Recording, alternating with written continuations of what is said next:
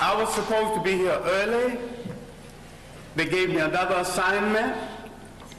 They didn't pick me up to go to the assignment. I followed their instructions and waited at the hotel. I would love to be here when I can be more fully in depth on this subject, because there's a whole lot of illusions about Africa's relationship with other people in the world. There's a whole lot of illusion about our relationship to the religions in the world. And these belief systems that had its origin in Africa, all of them, and there is no exception, turned on African people. I said there is no exception. And there's one thing you have to get through your mind and keep it. Nothing that ever came from the European mind was meant to do anything but facilitate European domination of the world. And I said there's no exception.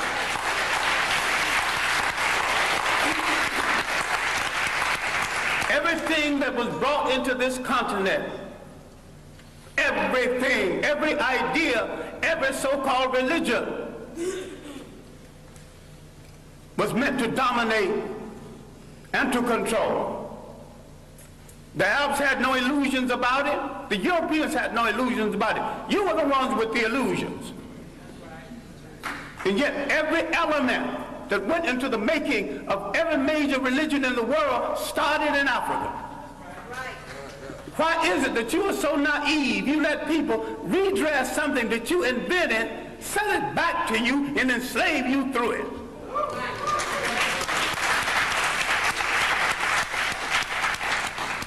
I'm saying that all organized present religions are male chauvinist murder cults. And I say there is no exception. Why I wanted to be here earlier, I wanted to deal with our relationship with the people of the world and the fact that we created peaceful nations that had no word for jail because no one had ever gone to one. No word for old people's home because no one ever threw them away, grandma and grandpa. No word for orphanages. We did all of this, and over half of human civilization was over before we knew that a European was in the world. Before he wore a shoe or lived in a house that had a window. Now, Africa has always and still is the prize for the whole world.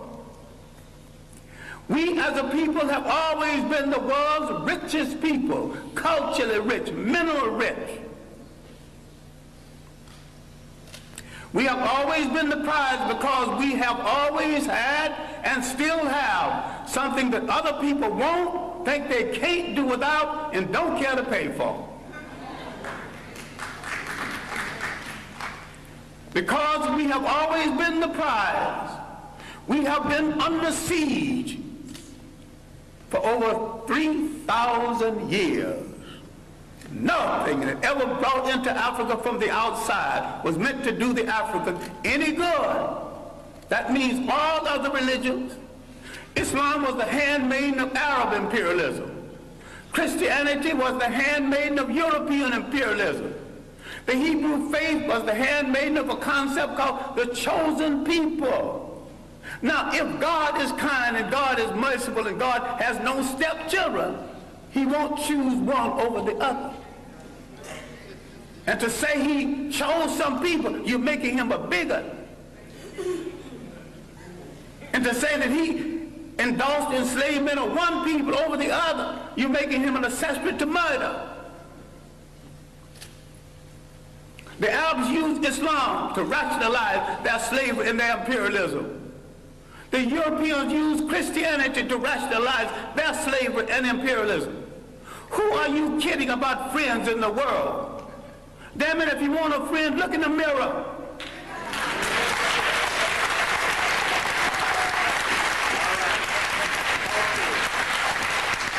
There's 1 billion African people on the face of this earth.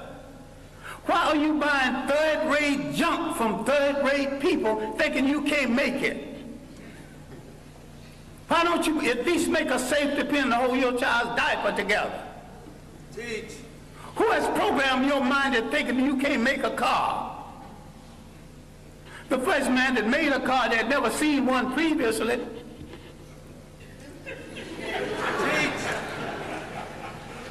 The Japanese bought cars, bought locomotives, broke them down and studied them, and had a Japanese technician produce each piece, put it together, and had a much better train than the one they copied from.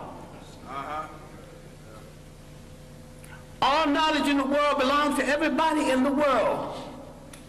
Yes. Who has programmed our mind in assuming that we cannot run a nation and run it well? The main thing imperialism did, slavery and imperialism, that they removed African people from the respectful commentary of history. And they tell them something they are still telling them, and all of the organized religions are guilty of this. I favor none of it because Africa didn't need any of it. I'm saying that African belief systems, properly understood, is 10 times better than Judaism, Christianity, and Islam. And better for the Africans. So you might have some romance with one of these religions. I have no romance with any of them. I have a romance with reality and truth. And the chips can fall where they may after I tell it. As for friends, you have had no friends. When they discovered you, they began to prey on you. Now let's look at our relationship with Western Asia, mistakenly called the Middle East. For 3,000 years, our greatest enemies came from Western Asia. They were trying to avenge the fact that they were once African colonies. You read a book called When Egypt Ruled the East, and you get some of the basic information on this. Now, the first visitors to Africa came in the 1700s BC. These were the people who would later be called Hebrews. Now, black people are ticklish on this because black people think that everything in the Bible is true. I question the intelligence of anyone who thinks everything in the Bible is true or supposed to be true.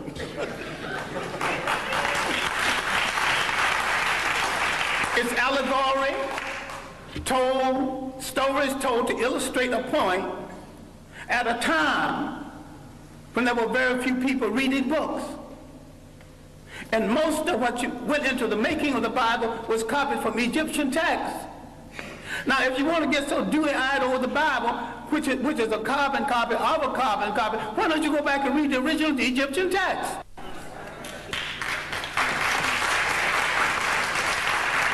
Then you see where all these stories started from. You see where the story of the Exodus started from. Now, you get so dewy-eyed, you actually think there was an Exodus. These people walked into Africa. Why couldn't they walk out? Why did they have to go by sea?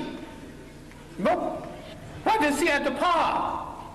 If you read Egyptian literature, you will discover that the whole story of somebody parting the sea started with about 3,000 years before the Hebrew entrance. I should not use the word Hebrew entrance, but the entrance from Western Asia. Now let's get one thing straight, because black people are confused about all religions.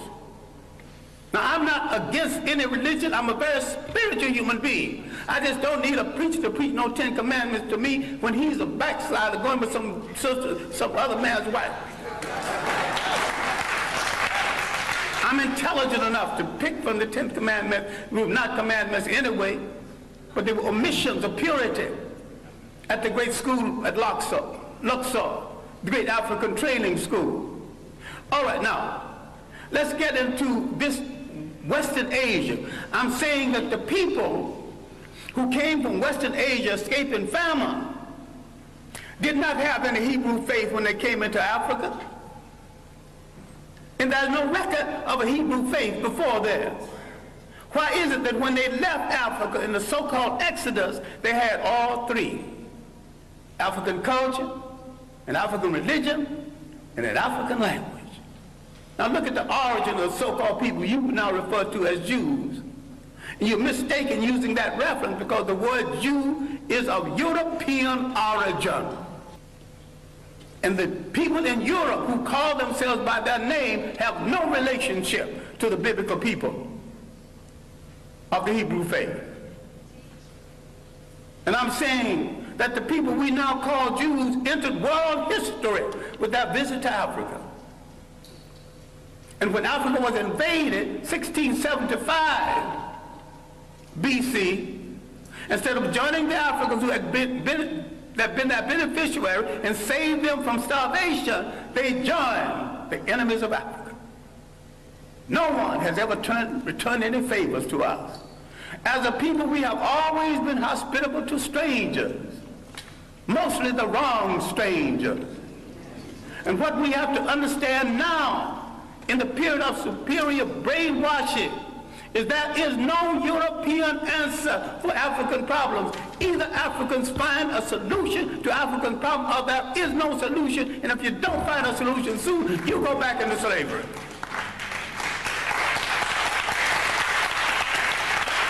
We have to stop all of this nonsense about who belongs to what religion when all of them were imposed on us in the first place.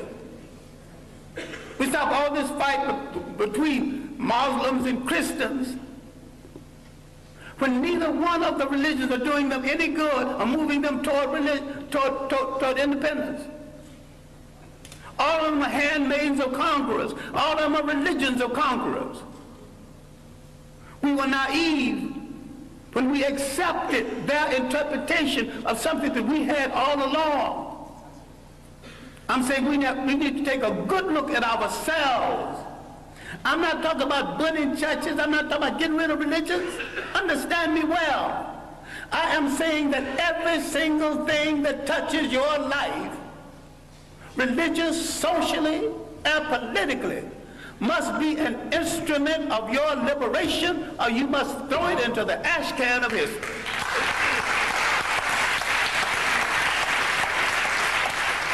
Develop a liberation Islam. Yes. And if you develop a liberation Islam, you'd have to turn on the supreme slave traders who were in the slave trade 1,000 years before the Europeans, the Arabs. Yes. And most brothers who think they're Muslims are merely Arabists. Forerunners, vanguards of Arab propaganda. The Arabs are not above joining the Jews against black people. In America, they're already doing it in Detroit. In America, they're already doing it in real estate.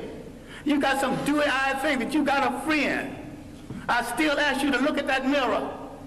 And if nothing staring back at you is friendly, then you've got no friend. But this is where you start friend.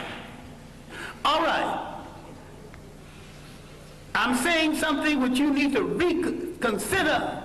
I'm saying that everything that came into Africa, every people that came into Africa, did not come to do Africa any good.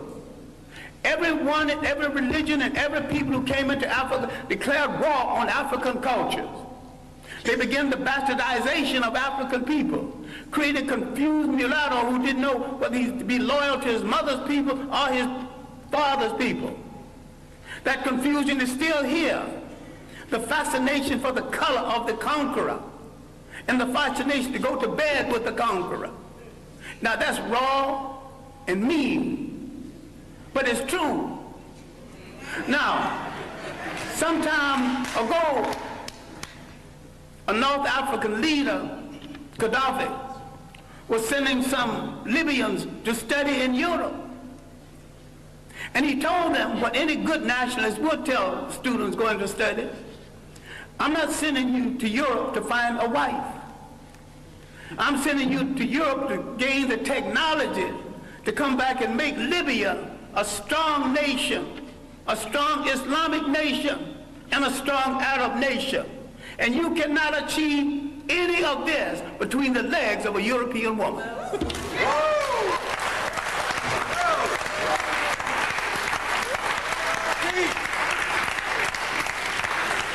When is somebody going to get strong enough to tell Africans going to school, you're going to come back home and pair up with a sister.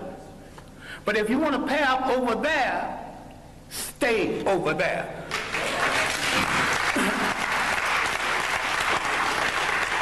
Now, the one thing we have to look at, and I'm sorry, I'm going to have to conclude on this because I've left out a body of information. At the university, I teach an entire course, semester course, on Africa's relationship to other people. And I devote several semesters to Africa before Europe, the consequences of the coming of the Greeks, who stole a lot that they think is their culture, stole a lot that you think is Greek philosophy. We've been the victims of propaganda. And yet, if you read the Journal of African Civilization, other works, we have lived in Europe, we've lived in Asia, we've lived in the Americas.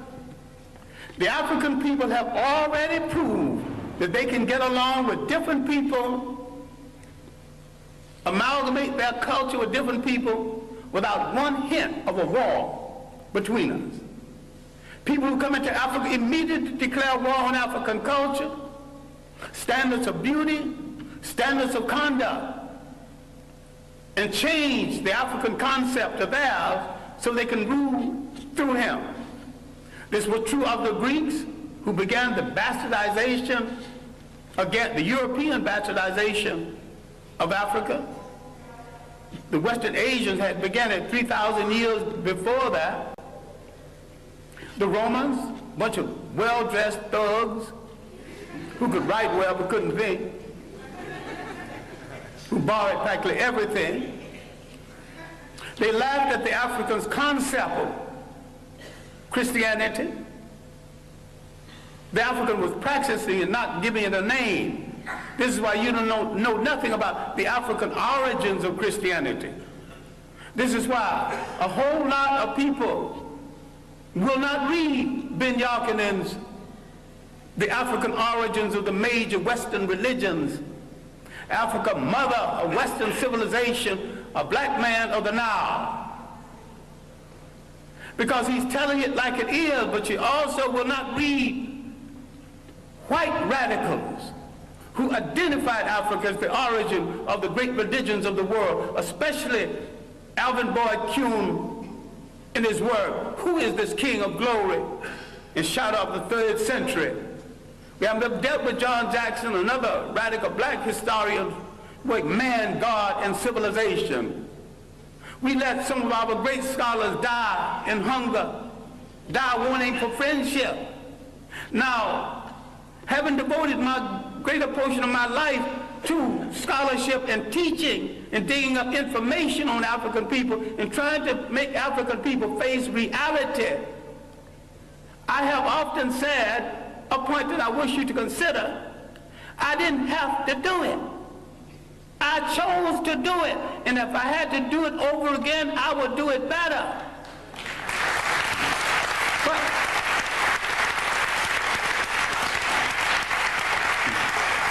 I have a lot of talent other than the talent to teach and to research. I've never met a rich man who had a better mind than me. So if I wanted to succeed as a rich man, I could have done that. I never met a crook who wasn't a fool. I could have been a good crook if I chose to be a crook. I chose to be a teacher of African history. I chose to look in the Bible where I couldn't find my people. I started looking for them in the world, and I didn't stop until I found them. And I know why they are left out of the Bible. I know why all the angels are white. You mean to tell me God is merciful, God is kind, and not one little brown or black angel sneaked into heaven? I ain't buying that. Now the Bible that you get so dewy-eyed over is one of the greatest pieces of propaganda ever written. If you want to read the Bible, why don't you read the Bible one day and read Mein Kampf the next day and see the comparison? That's hard on your mind. Because you think if you don't have Christianity, Islam, or Judaism, you don't have to have spirituality. I've got more spirituality after I put all of them down. And I've got more religion after I put all of them down. All right, now let me conclude something that has no conclusion. We have to look at the impact of Europeans on Africa. All impacts have been negative. The Romans laughed at the early African Christians. Finally, for political reasons, they stopped killing Christians and became Christians. I'm saying the Europeans became Christians for political reasons, as the Arabs became Muslim for political reasons, and as the so-called Jews became Hebrews for political reasons. People use organizations for political reasons, and what we get so dewy-eyed and think we're dealing with the truth.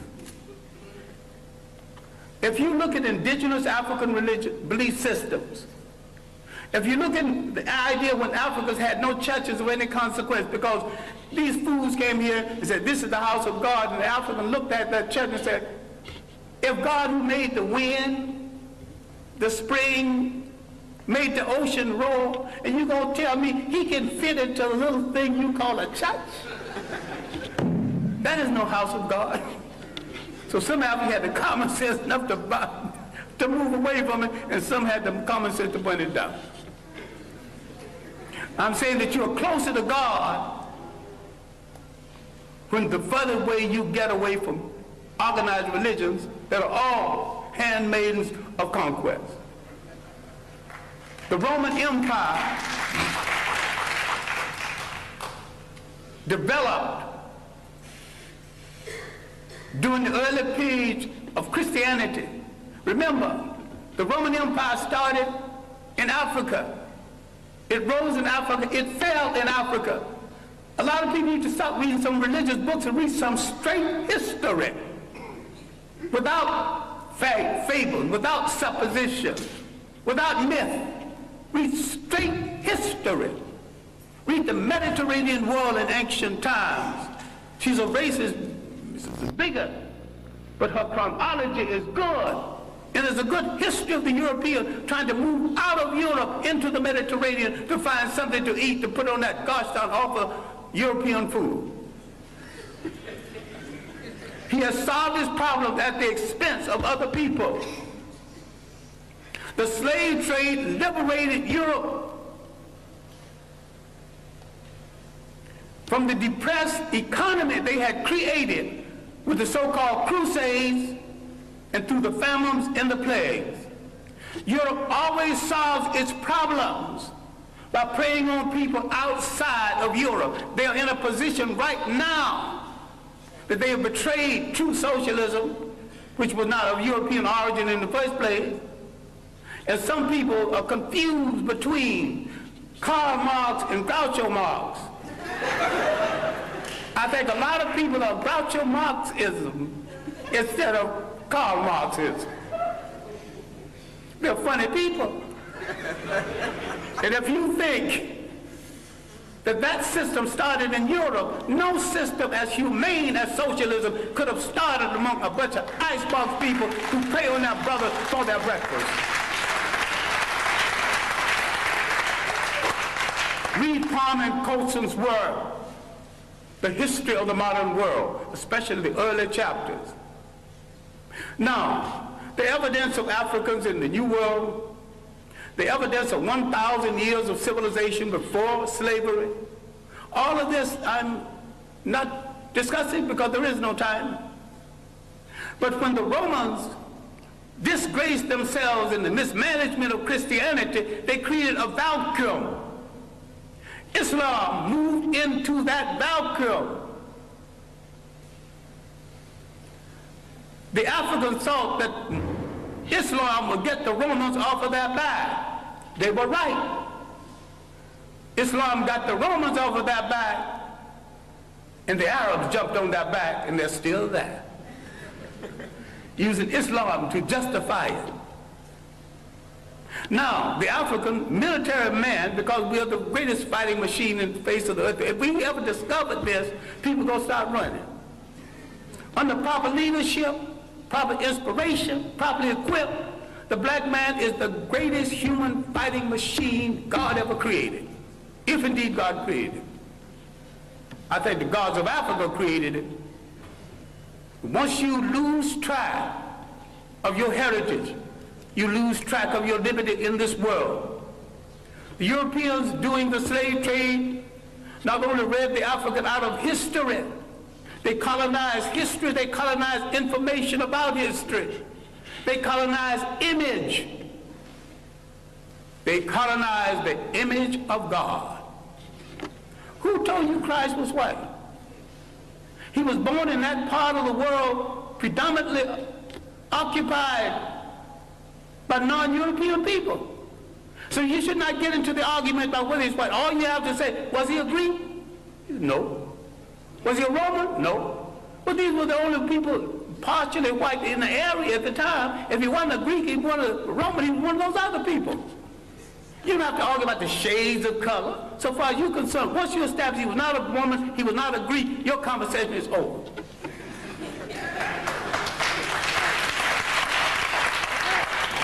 Now, if somebody else want to argue about his shade, well, that's their problem. Then if you got a problem with color, then you got a problem with your mother and your father. You have insulted your mother and your father if you don't like what they gave you. I wear mine like a badge of honor. I dig it. I wear it well. All right. Love it.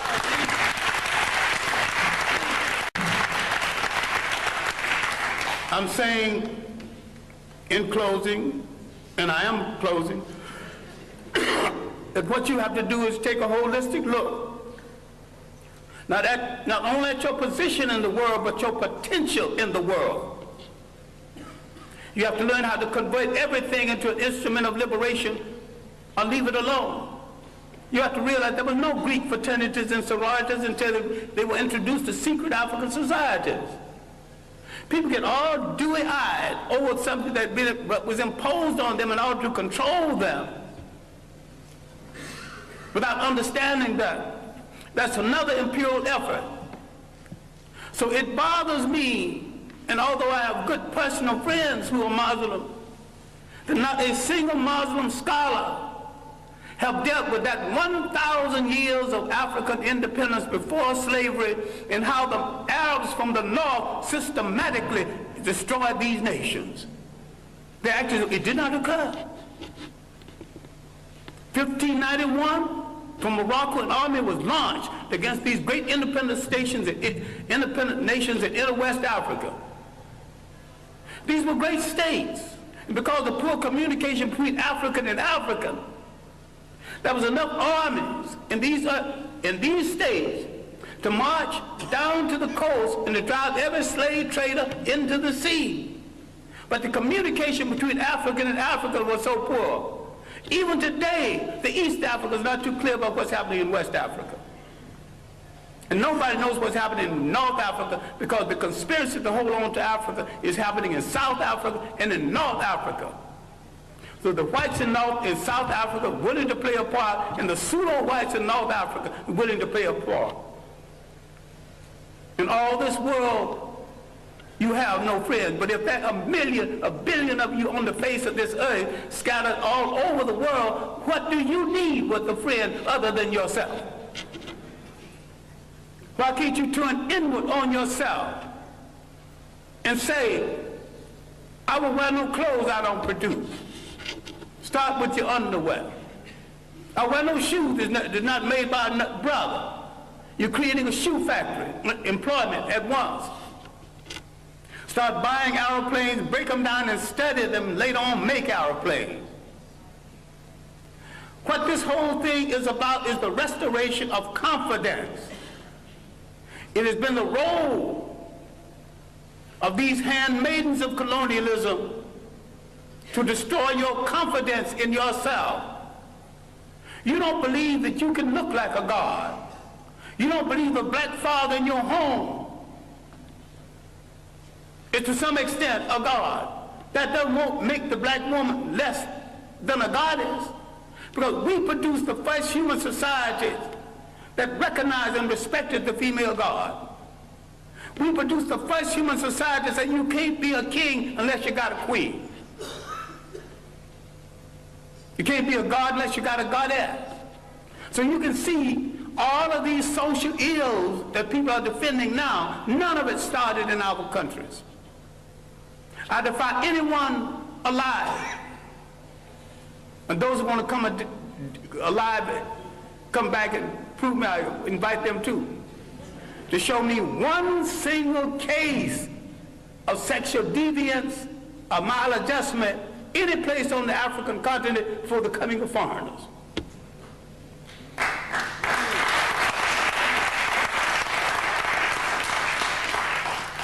I defy you to show me one case of teenage pregnancy, one case of ill treatment of women. We got confused with someone else's ideas, someone else's concept and definition of us. What we have to understand is that faith has not spared us for an idle reason. A whole lot of people who've been hit less than us are extinct. What is there in us that made us strong enough to take this heavy blow? 500 years of slavery, one way or the other. Slavery, neo-colonialism. What made us strong enough to survive? What is faith saved us to do? And inasmuch as we gave the world its first humanity, faith has saved us to give the world its last humanity.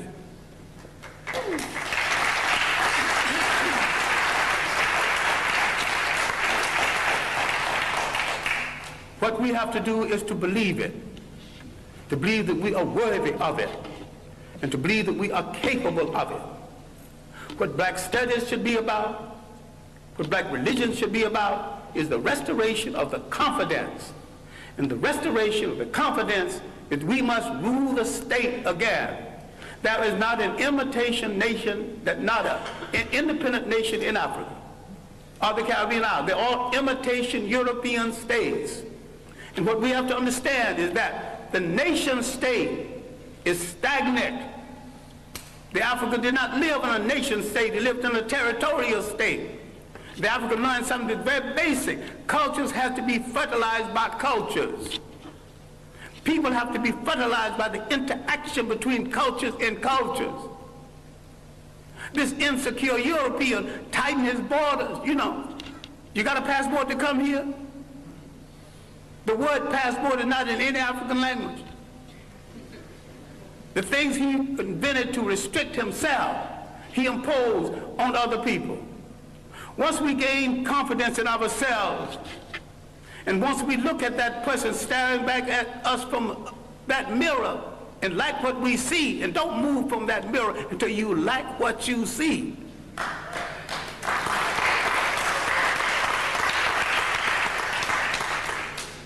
Then, in coordination with other African people throughout the world, we will give the world a new lease on life. We will turn to all of our people and not one part of them, because we came from a matrilineal society that respected women to the point the lineage came down to the female side. We must answer the call of the great African-American poet, Margaret Walker, who said, "Let the dirges end, let a new peace begin. Let us write a new covenant for the freedom of ourselves in the world." African men throughout the world need to step forward and answer Sister Margaret and say, "Sister Margaret, we have heard your call, and because we have never been a society that excluded women, with our women at our side, we are ready to pick up the challenge. We are ready to start a revolution that will change the world. We won't get ready tomorrow because tomorrow's things are left to tomorrow. We will start our revolution right now, and we will start it with ourselves." Thank you.